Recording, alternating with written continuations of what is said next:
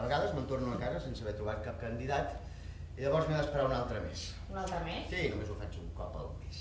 Per què aquesta freqüència? És una mena d'estímul. Així tinc temps per pensar-hi i el desig no és compulsiu. Creix dia a dia. Parlem de casos concrets. La vella aquesta, de qui parlaves al vídeo, la primera, no? Sí. Què vas fer després de matar-la?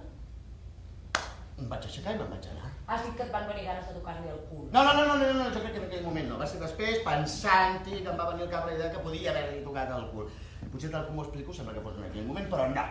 Va ser després. Has tingut relacions sexuals amb alguna de les teves Què víctimes? vols dir amb relacions sexuals? Qualsevol cosa, si les has despullades o les has tocades o si t'has acarnissat. Si m'he acarnissat! Si les has mutilades en els pits, en el sexe. Ah, sí, això sí. Però no especialment en el sexe. Normalment començo per la cara, pels ulls. Lògic. Ah, sí.